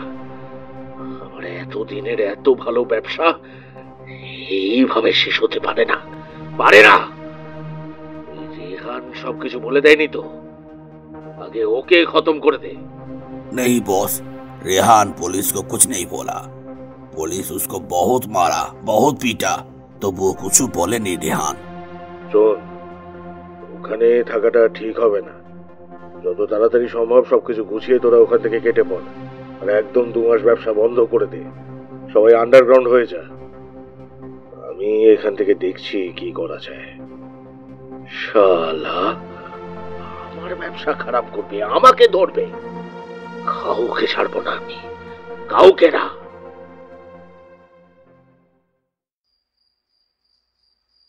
প্রায় সন্ধে 7:30টার সময় শিবাদা, কেশবদা ও বাকিরা বেরিয়ে গেল সেই কারখানার উদ্দেশ্যে। ডিআইজি বিজয় স্যার, মাখনবাবু, শিবাজি ও আমি ওই কারখানার পিছনের অন্ধকার একটা মাঠে পৌঁছে দেখলাম আশেপাশের থানা থেকে সব মিলিয়ে প্রায় 20 থেকে 25 জন সশস্ত্র কনস্টেবল এসে উপস্থিত হয়েছে। শিবাজির প্ল্যান মাফিক টিম ভাগ করে সকলে মিলে কারখানাটা ঘিরে ফেললাম। একটা টিম দ্রুত পাঁচিল ডিঙিয়ে ভেতরে ঢুকল। ওদের দেখতে পেয়ে দুটো পাহারাদার ছুটে আসছিল। দক্ষতার সাথে ঘুষি মেরে দুজনকেই অজ্ঞান করে দিল ওরা। আরেকটা টিম কারখানার সংলগ্ন গাছ বেয়ে কারখানার ছাদে লাফ দিয়ে নামল। এই দুটো টিম ঢুকে পড়লে শিবাজি আমাদের চুপি চুপি কারখানাতে ঢোকার একটা গোপন রাস্তা দেখালো। পাঁচিলের অন্য প্রান্তে একটা ভাঙা অংশ আছে। শিবাজির নির্দেশ মতো সেটা দিয়ে খুব সন্তর্পণে ভেতরে তাকিয়ে দেখলাম কারখানায় বেশ কিছু আলো জ্বলছে। ভেতরে দুটো ছোট ভ্যান, একটা বড় সাইজের লাল গাড়ি আর দুটো নীল রঙের মারুতি গাড়ি দাঁড়িয়ে আছে। বেশ কিছুটা দূরে একটা ফ্যাক্টরি শেডের নিচে অনেকগুলো বিশাল বিশাল সাদা বস্তা রাখা। সেখানেই প্রায় 8-10 জন লোক ঘিরে একটা কিছু মিটিং করছে। আমি এবার শিবাজির দিকে তাকালেই ও একটু হাসলো।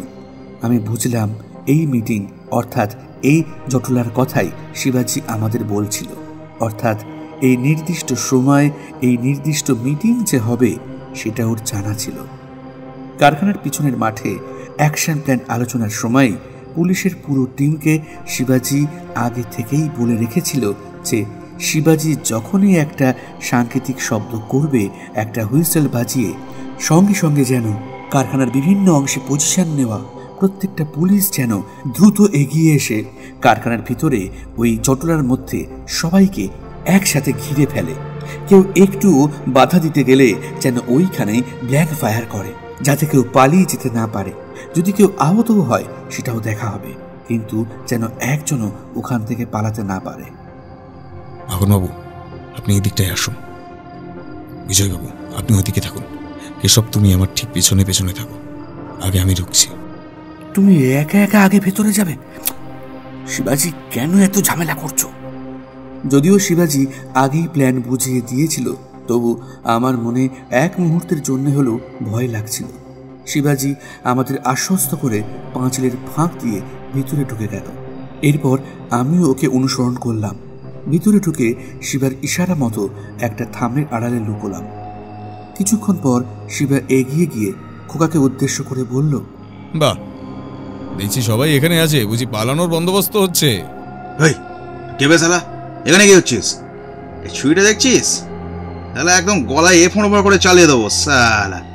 চল ফট ফট এখান থেকে। আরে আরে আমার প্রিয় খোকাদা, এত বেশি মাথা গরম করলে হয়? ব্যবসা করার সময় কত সুন্দর মিষ্টি মিষ্টি কথা বলো, আর এখন এখানে আসতে এইভাবে রেগে গেলে? ওই শালা তুই, আরে তুই তুই শালা কলেজের ছেলেটা না? কয়েকদিন ধরে রোজ এসে কোকেন কিনতিস। শালা, তোকে এখানকার ঠিকানা কে দিল? কে বে তুই? কে বে? পুলিশের লোক নাকি? আর তোর সাথে বোরা কে? এমন সময় শিবাদার পকেটে রাখা হুইসেলটা শিবাদা পকেট থেকে বের করে জোরে বাজিয়ে দিল। সঙ্গে সঙ্গে অনেকগুলো ভারী বুটের আওয়াজ শোনা গেল। দেখতে দেখতে চোখের পলকে জায়গাটা পুলিশ ঘিরে নিল। Hands up! কেউ এক পা নড়লে সবাইকে গুলি করে এখানে শেষ করে দেব। পুরো কারখানাটা কিন্তু পুলিশে ঘিরে আছে, কেউ পালানোর চেষ্টা করবে না, না হলে সবাইকে গুলি করে মারবো। অনেকদিন ধরে আমাদের নাকের ডগা দিয়ে এসব মাদক বিক্রি করেছিস না, কিন্তু আর না। শালা, পুলিশ প্রশাসন সব তোদের বাপের টাকায় কেনা না? যাকে যখন বলবি তখন ধরতে হবে, যখন বলবি তখন ছাড়তে হবে। দেখ দেখ এবার তোদের কি হাল করি। কোন বাপ এসে এবার তোদের বাঁচায় আমি শুধু সেটা দেখবো। আমি কিছু করিনি স্যার, আমি কিছু করিনি, আমি কিচ্ছু জানি না স্যার, আমি সত্যি কিচ্ছু জানি না, কিচ্ছু জানি না।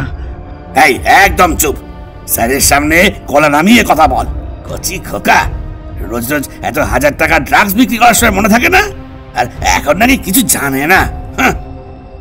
এদিকে গোলমালের আওয়াজ শুনে হন্তদন্ত হয়ে দেখা গেল রেহান শেখ কোত্থেকে এসে হাজির হয়েছে। কি হয়েছে না? কিসের এত কাজাল? পুলিশ। এই যে রেহান, মুখ খুলবে না, তুমি নাকি কিছু জানো না?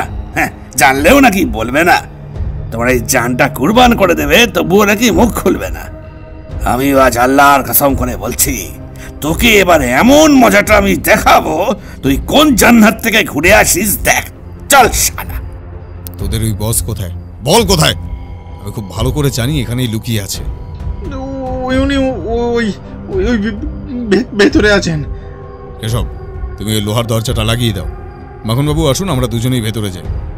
এবার তো আসল লোককে ধরার পালা। বাইরে গোলমালের শব্দ পেয়ে গুড্ডু তিওয়ারি জানলা দিয়ে দেখতে পেল চারিদিকে পুলিশ দাঁড়িয়ে আছে। এই মুহূর্তে কি করবে আর কি করবে না সে ভেবে ঠিক করতে পারল না। একবার ঘর থেকে বেরিয়ে পাশের ঘরের দিকে গেল, কিন্তু না, ওই ঘরটাও ফাঁকা, ওখানে লুকানো যাবে না। পরক্ষণেই ভাবল পেছন দিকে কোথায় গিয়ে লুকাবে, কিন্তু দেওয়ালের বাইরে দেখল কনস্টেবল দাঁড়িয়ে আছে। এমন সময় দেখল ভিতরে যেন কারা আসছে। না, আর কোনো উপায় নেই, এবার ধরা যে পড়তেই হবে। শিবাদা ছুটে এসে টেনে হিচড়াতে হিচড়াতে গুড্ডু তিওয়ারিকে বাইরে নিয়ে যেতে লাগলো। আমার মান সম্মান সব চলে যাচ্ছে, বাজারে আমার নাম আছে। এই চোর, চোর আমাকে। জানিস এই শার্টটার দাম কত আছে? এসা কোলার ধরে রেখেছিস তোরা, এখনো আমাকে চিনিস না। একটা ফোন করলে না তোদের সবার চাকরি চলে যাবে। এই তুই কি বে শালা, চোর আমাকে। খুব সাহস না? তবে এবার দেখ কেমন লাগে।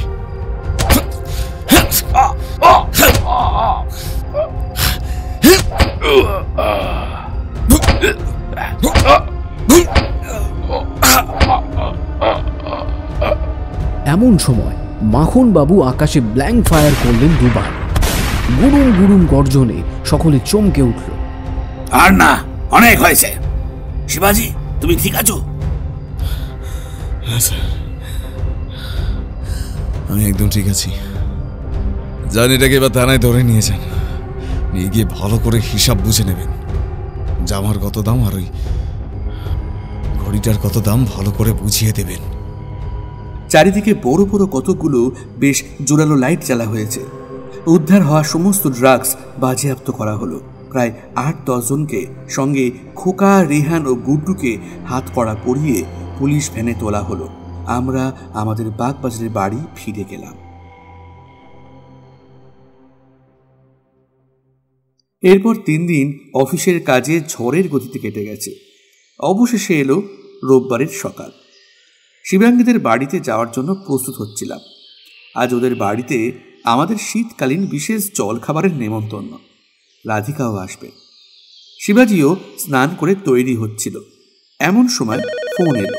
ফোনটা শিবাজি বাইরে এসে ধরল। ফোন রেখে হাসি মুখে শিবাজি জানালো ফোনের অপর প্রান্তে ছিল বিজয় বর্মা স্যার। উনি জানিয়েছেন শিবাজিকে সরকারের পক্ষ থেকে বিশেষ সাহসিকতার পুরস্কার ও সংবর্ধনা দেওয়া হবে। ওদিকে কলেজের প্রিন্সিপাল নিজে ফোন করে অফিসিয়ালি জানিয়েছেন 2 দিন পর আমাদের কলেজ থেকেও শিবাজিকে পুরস্কৃত করা হবে। আমরা দুজনেই আজ বিশেষ খুশি। জগাদাকে বলতেই সে তো আনন্দে আত্মহারা হয়ে গেল। সকালের জলখাবার খাইয়েই হলো না। হাজার বারণ সত্ত্বেও শিবাঙ্গীর মা বাবা দুপুরের লাঞ্চ না করিয়ে ছাড়ল না। দুপুরের খাওয়া দাওয়ার পর বাড়ি ফিরে একটা লম্বা ঘুম দিয়েছিলাম দুজনে। ঘুম থেকে উঠে বিকেলে কফি খেতে খেতে আড্ডা মারছিলাম। বিকেলের রবিবাসরীয় আড্ডায় বিনয়ও যোগ দিয়েছিল আমাদের সাথে। আমি হেসে বললাম, এবার তো পুরস্কারই মনে হচ্ছে এই ঘরটা ভর্তি হয়ে যাবে। এসব এবার মনে হচ্ছে আমার স্বপ্নটা পূরণ হবে। আমি হয়তো সত্যি এবার প্রাইভেট গোয়েন্দা হয়ে গেলাম। সে আর বলতে, নেক্সট কেস এলো বলে। তাহলে দেখো আবার কি কেস আসে। ওই দেখো, কেসের কথা শুনেই তোমার ফ্যান বিনয়ের চোখ মুখ কেমন উজ্জ্বল হয়ে উঠেছে। দেখো শুধু একবার। উফ, দারুণ হবে কেশবদা। রহস্যের সন্ধানে শিবাদা, ধুরি ডিটেকটিভ শিবাজি রায় এরপর কোন নতুন অভিযানে বেরিয়ে পড়বেন জানতে সকলে কিন্তু অপেক্ষায় রইল। তাহলে নতুন অভিযান, বেশ বেশ বেশ।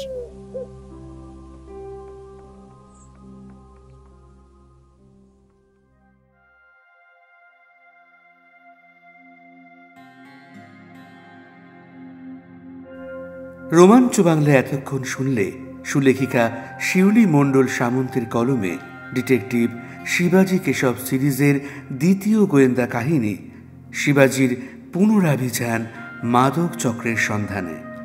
ডিটেকটিভ শিবা ওরফে শিবাজি রায়ের ভূমিকায় ব্রতদীপ মুখার্জি। অন্যান্য চরিত্রে অংশগ্রহণে বর্ণিশা, সৌরভ, প্রাহি, স্নেহাত্রী, শুভদীপ, দিব্যেন্দু, লিও, প্রিয়নাথ ও পিনাকি। গল্পটির নাট্যরূপ, কাহিনী বিন্যাস ও সামগ্রিক পরিচালনায় আমি সৌরভ সাহা। গল্পটির পরিবেশনা কেমন লাগলো কমেন্টে অবশ্যই জানিও বন্ধু। গল্পটি ভালো লেগে থাকলে গল্পটি লাইক ও শেয়ার করে দিও প্লিজ। যারা আমাদের গল্প নিয়মিত শুনে চলেছ তাদেরকে আমাদের পাশে থাকার জন্য জানাই অজস্র ধন্যবাদ। আর নতুন বন্ধুদের কাছে জানাই বিশেষ অনুরোধ, আমাদের চ্যানেলটি ভালো লেগে থাকলে চ্যানেলটি সাবস্ক্রাইব করতে এবং বেল আইকনটি ক্লিক করতে ভুলো না যেন। তাহলে আরও বেশি করে আমাদের গল্পের নোটিফিকেশন পৌঁছে যাবে তোমার মনের দোরগোড়ায়। তাহলে আজকের মতো আসি বন্ধু, ভালো থেকো, সুস্থ থেকো, সকলকে ভালো রেখো। ফিরে আসছি খুব শিগগিরই তোমার মনের মতো আরও একটি গল্প নিয়ে। আর হ্যাঁ, গল্প মানেই রোমাঞ্চ বাংলা। শুনতে থাকো, গল্পে থাকো।